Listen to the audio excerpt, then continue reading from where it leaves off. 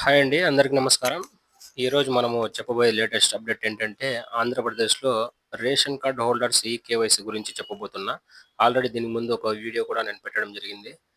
ఆంధ్రప్రదేశ్‌లో government of Andhra Pradesh civil supply department ప్రతి ఒక్కరికి త్వరలో అంటే మనకు మే 1 నుండి కొత్త రేషన్ కార్డ్ ఇవ్వబోతుంది. ఆ కార్డ్ ఎలా ఉంటుందంటే, మనకు ఏటీఎం కార్డ్ ఎలా ఉంటుందో అలా ఉంటుంది.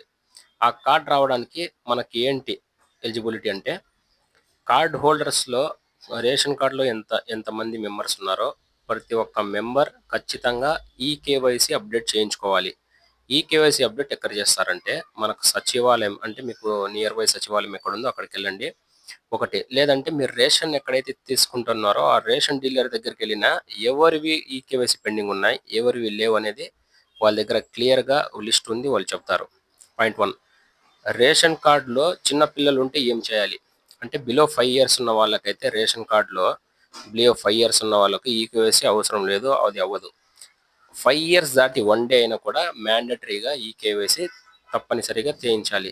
దాన్ని ఏం చేయాలంటే మీకు దగ్గరలో ఉన్న ఆధార్ సెంటర్ లేదా సచివాలయంలోని ఆధార్ సెంటర్‌లోకెళ్తే వాళ్ళు 5 ఇయర్స్ అబోవ్ 15 ఇయర్స్ బిలో ఉన్న పర్సన్స్‌కి ఈకేవైసీ చేస్తారు. ఆ ఈకేవైసీ చేస్తే ఒక 3 డేస్‌లో ఈకేవైసీ మనకు అప్డేట్ అయిపోతుంది ఆన్‌లైన్‌లో. మనం ఆధార్ సైట్‌లో ఎళ్లి చెక్ చేసుకోవచ్చు. అది కంప్లీట్ అయిన తర్వాత మనం ఏం చేయాలంటే, మళ్ళీ మీ సచివాలయం లేదా రేషన్ డీలర్ దగ్గరికెళ్తే, మీకు వాళ్ళు కరెక్ట్ ఇన్ఫర్మేషన్ చెక్ చేసి, మీకు ఈకేవైసీ పెండింగ్ ఉంటే, మీ దగ్గర నుండి బయోమెట్రిక్ తీసుకుంటారు.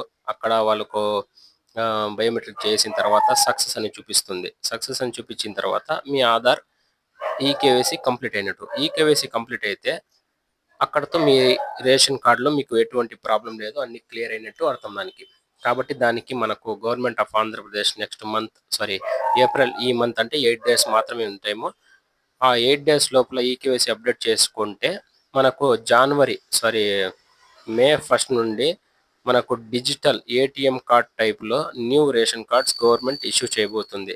కాబట్టి ఇంకా ఎవరైనా పెండింగ్ ఉంటే ఇమ్మీడియేట్‌లీ మీ సచివాలయంకు గాని, మీ రేషన్ డీలర్ దగ్గర గాని వెళ్తే వాళ్ళు మీకు ఇమ్మీడియేట్‌లీ అప్డేట్ చేసిస్తారు. అప్డేట్ చేసిన తర్వాత మీరు మీ రేషన్ కార్డ్‌ని యూజ్ చేసుకోవచ్చు. New ration cards మీకొస్తాయి.